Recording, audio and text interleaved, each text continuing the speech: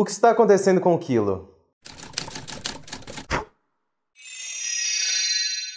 Como seria se as unidades de medida não fossem padronizadas? A gente usa unidades de medida todos os dias, principalmente em negociações. É quilo de tomate para lá, quilo de arroz para cá, tantos metros quadrados de terreno, tantos volts de tensão, tantos watts de potência e por aí vai. Mas você já se perguntou por que um quilo é um quilo, por que um metro é um metro ou por que uma hora é uma hora? Essas unidades em algum momento foram definidas e padronizadas. E isso foi feito algumas vezes ao longo da história. Em 1799, o quilograma foi definido como a massa de 1 litro de água a 4 graus Celsius. Em 1889, na Conferência Geral de Pesos e Medidas, houve um upgrade, e o quilo foi definido por um cilindro perfeito feito de irídio e platina, de 4 por 4 centímetros, que é chamado desde então de IPK, ou Protótipo Internacional do Quilograma. Esse objeto fica guardado em um super cofre no Escritório Internacional de Pesos e Medidas, próximo de Paris, e raramente é manuseado. Ele tem diversas cópias idênticas espalhadas pelo mundo todo, que são tratadas com muito cuidado. Mas mesmo assim, ao longo do último século, medições cuidadosas do IPK e das suas cópias ao redor do mundo mostraram que suas massas estão mudando. Mas como?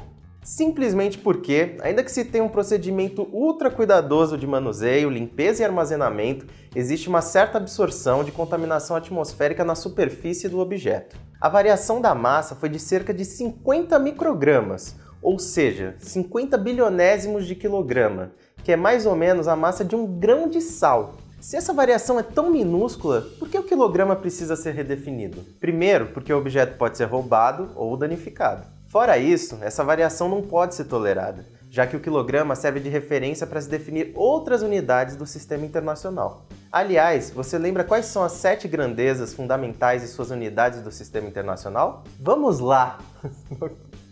Não tira isso, foi uma zoeira. Isso não. Comprimento, em metro, tempo, em segundo, temperatura, em Kelvin, massa, em quilograma, corrente elétrica e ampere, quantidade de substância em mol e intensidade luminosa em candela. O quilograma é a única das grandezas que ainda é definida por um objeto físico. Porém, o ampere, o mol e o candela são definidos a partir do quilograma. Além disso, a partir dessas grandezas básicas se derivam todas as outras, tipo força, energia e potência. Por isso é tão importante definir as unidades a partir das constantes físicas. O metro já passou pelo que o quilograma está passando. Ele costumava ser definido como o comprimento de uma barra de platina oficial, também na França. E em 1983 ele foi redefinido como a distância que a luz viaja em 1 dividido por 299.792.458 segundos. Eu quero falar porque é a constante da velocidade da luz, não posso deixar passar essa. A velocidade da luz foi definida muito precisamente e depois usaram ela mesma para definir o metro. E como a velocidade da luz é uma constante do universo, ou seja, ela nunca muda, o metro tem um valor fixo que não vai se alterar ao longo do tempo. Com o quilograma, querem aplicar o mesmo conceito.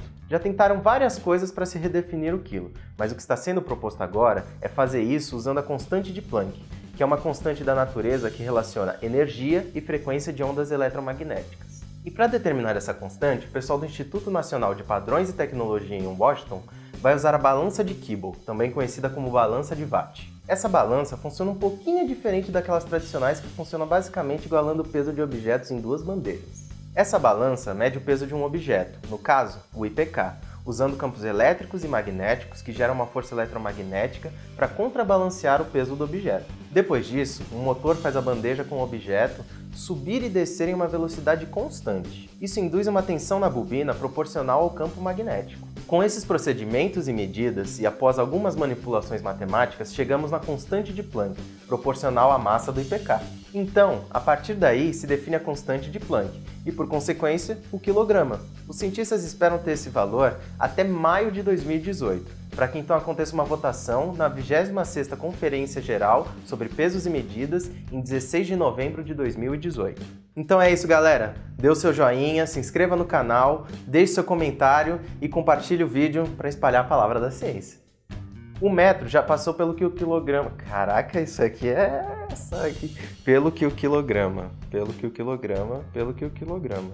Pelo que o quilograma. Eu tô precisando aqui sintonizar.